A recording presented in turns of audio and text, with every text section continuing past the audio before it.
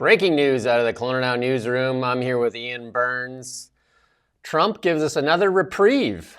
Just like being on death row, and every time they walk you towards the gallows, you're just like, okay, just so you can go back in there and just wait for another month. Yeah. Well, I think it's not often that we get the opportunity to say this, but I think Melanie Jolie hit the nail on the head when she said it's just like a psychodrama. And she Yeah. also said, which I think is quite correct, we can't keep doing this every 30 days. And I mean, it's not just us as like everyday citizens, it's the businesses as well, and it's Um, so many decisions have to be made. Sometimes decisions that, will affect what happens in 5, 10 years. They're being made all the time, but they can't be made now because of this craziness. But here we are once again. yeah, and it's just like, and it's like a cat on a string, like, and he's got the string, and we're kind of like dancing around for it because, like, first he announces Mexico gets, because it must be intentional, because Mexico gets a reprieve, and that was earlier this morning, and then Trump and Trudeau have a phone call, and then we get different renditions of what this phone call sounded like, and some people saying there was some profanity in there, and then Trudeau's on there teary-eyed, and all of a sudden we get a reprieve. Yeah, I mean, it's not really a particularly good way to run a country, is it? I would say myself, for my own opinion. But he also has just sat down. You know how he brings in the press while he Yeah. signs executive orders. He sat down for like about an hour or something like that, chatted away, and he did discuss Canada, and it was much the same, really. He said Canada has nothing that we want. I mean, that's Yeah. obviously Same stupid and language, false. right? Same stuff. Yeah. And then he also said, we've got more lumber than them, which I found interesting and amusing because I really don't think that's true, but whatever.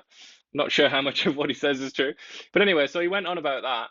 And then his media people, his media team at the White House, they released a statement saying that actually this is all about cars, this reprieve. And he said it's in recognition, oh, sorry, the White House statement says it's in recognition of the structure of the automotive supply chain. So, I mean, to be honest, they're just making it up as they go along, aren't they? I mean, I almost feel like I'm demeaning myself by even reading this or listening to Donald Trump because it's all nonsense. It's Yeah. all bollocks, isn't it? The only comment I have for Melanie Jolie is she's playing a role in this movie, and she's not exactly one of the starring characters in it. No, she's on the periphery for sure.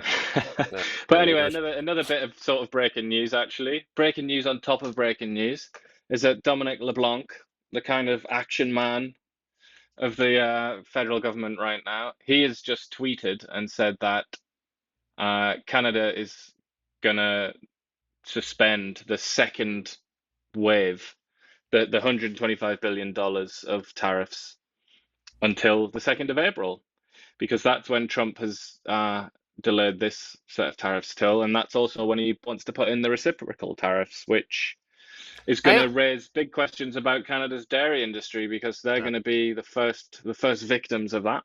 I think that's where it all comes down to, and I've heard Trump speak so many times, and I said, because he said the end game in all this is that we're going to put reciprocal tariffs on every country that puts tariffs on us, and I said that's the plan. And so if that's the plan, so I mean, which would probably not bode that would probably be okay for Canada, other than our dairy industry, obviously, because there is some protectionism going on there, and then the digital services tax would be probably one of those things looked at. But other than that, I think Canada's already under that USMCA. And I know that I saw some people in our agriculture industry really kind of like, not sure what they're doing because a lot of they sell a lot of the produce, this especially from the lower mainland. They sell a lot of the produce, and same as Ontario, I guess. A lot of produce is sold into the United States. Yeah, but also conversely, and very interestingly, since Trump said that Canada has nothing that America needs, the farmers in the US have been panicking about their fertilizer supply because they get it from Potash, yeah. Saskatchewan in the form Uh, of potash. Yeah. So actually, another thing that's in there, that's in this White House statement, is that you know how they're only going to do 10% on energy. They've yeah. now included potash in that as well, in the 10%. So Uh, that's another recognition. While Trump says one thing, yeah. reality says another. That's another concession on their part that actually they cannot afford that. They can't survive without Yeah. And Canadian fertilizer. Uranium is in there too, and that's from Cameco. I mean, one of the largest suppliers, and Cameco for their nuclear power plants. And other than that, you can go buy from Kazakhstan. I mean, they've got a little bit of it as well, haven't they? Somewhere in, Yeah, I think no, for it's sure. Yeah, Utah or but somewhere, but not they don't have anywhere near enough. No. not like Saskatchewan has so much to offer, and so does Alberta, right? The energy thing is like that's our beast that needs to be unleashed. And again, you and I talked about this in our really big show, and you can watch us on the really big show. There's a little plug for us every weekday morning at 9 o'clock. It's about an hour-long show, and we talk about all this and a lot more. We're just trying this out and seeing if these breaking news things actually have some value for you. Um, but Alberta's energy, and maybe the silver lining in this cloud of like uncertainty will even the liberals and the NDP will recognize that our wealth is beneath our feet, and that we need to unleash our energy, and we need to let them out the gate and let them on the ice, if you want to use a hockey analogy. Yeah, well, I feel like this has probably been quite a traumatic experience for Canada's political class.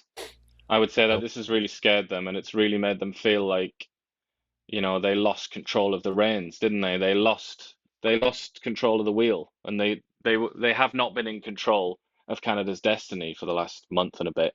So I feel like they're going to learn lessons from this, and you would think if they're smart enough, one of the main lessons that they'll learn is that the biggest weapons that Canada had, what it really boiled down to in the end was actual, real, like hard power, things like electricity, uranium, potash, oil, minerals.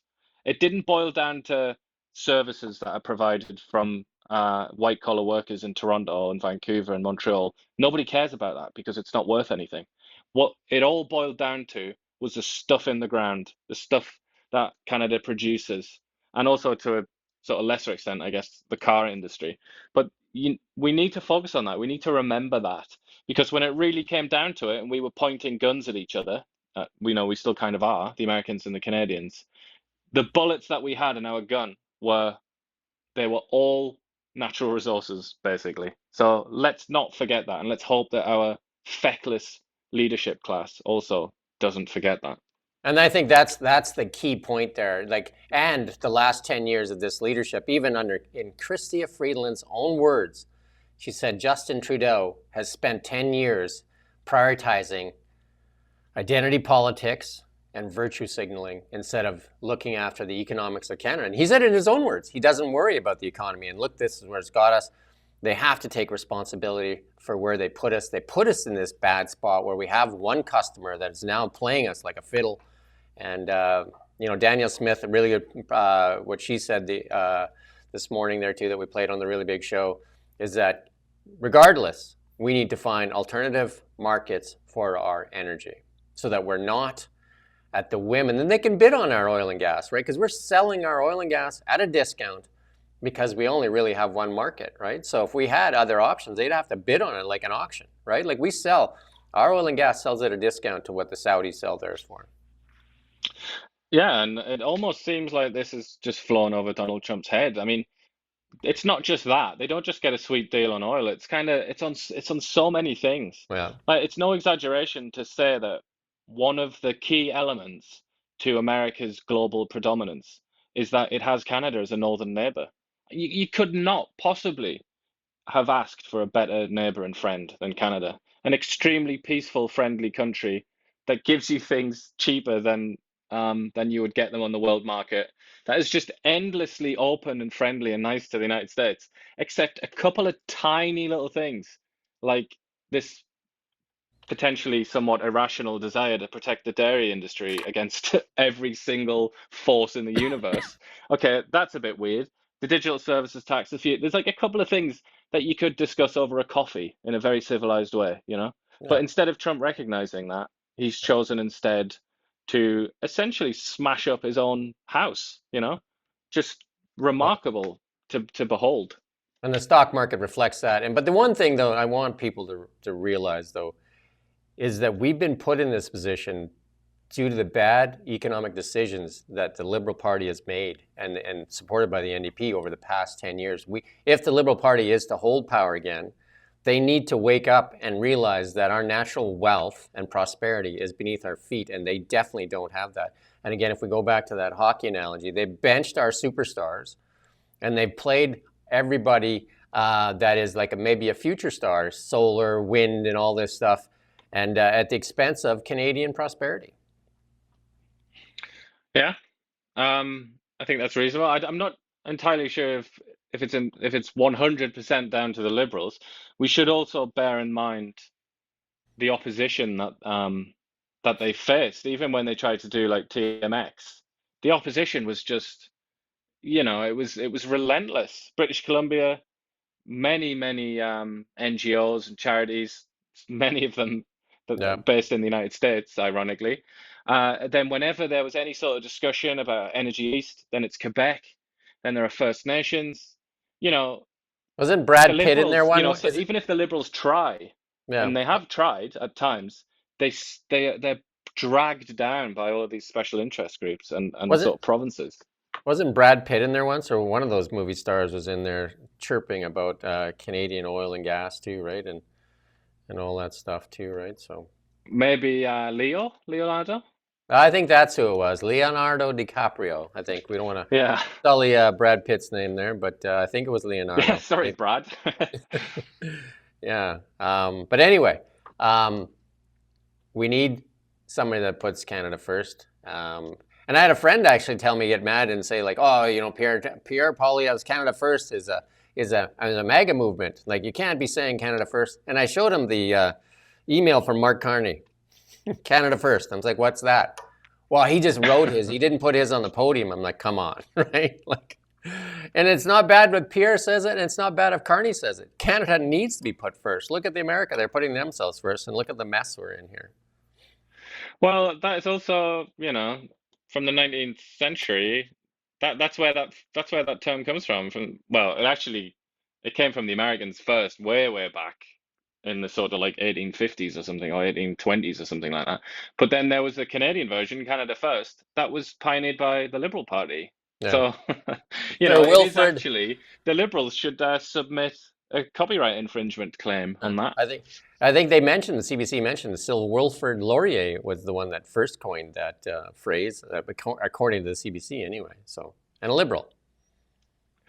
Yeah, I'm not 100% sure who it was, but it was some point in the 19th century. Yeah, and it was definitely the Liberal Party, which kind of makes sense if you go back and sort of study the politics because well, I will not go into it, but it makes sense. The left used to be a lot more of that persuasion back in the day, but not so much nowadays. Well, I mean, it just makes common sense, but it's just funny how this person needed to put it out to me and say that was a MAGA thing to say, and all of a sudden when I said, well, Carney's saying it, it's like, well, that's I'm surprised, but but yeah, he didn't put it on the podium. I'm just like, okay, like, come on. Yeah, and he's not the only one. Just listen to any of Justin Trudeau's, when on a couple of occasions where he's come out in response to the tariffs and he's released the information about retaliatory tariffs. Just listen to the way that he speaks. It is, you could summarize that as Canada first. It's very much about, we'll do everything that we can to maximize the damage against the Americans while minimizing the damage against Canadians. We're always going to put you first. We're always going to look after you. Sounds pretty much like Canada first to me. So we won't belabor this. Well, we'll let you go and see what turns up tomorrow. But I do want to tell people, if you're looking for some entertainment, head to Jagmeet Singh's Facebook page, and he's posted something on there where he's got a petition that he's promoting to ban Donald Trump from coming to Canada for the G7. And again, I would think that's a really bad idea, because then he would just host a G7 in the United States at the same time, and then where is Japan going, Ian? Yeah, I feel like they might go to the country that preserves their nation's existence by Yeah. putting So soldiers in Tokyo and Okinawa and so on. yeah, and where's the UK going? Yeah, I mean, I think the British have already said very loudly and very clearly that they don't care about Canada and that they'll go and kiss the bottom of Donald Trump. I So then Germany, where does Germany go?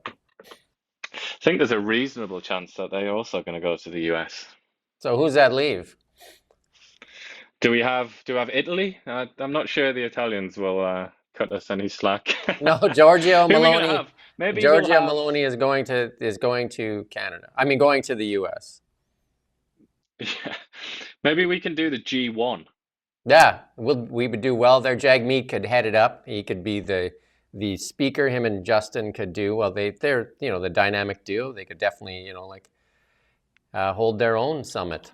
I'm sure.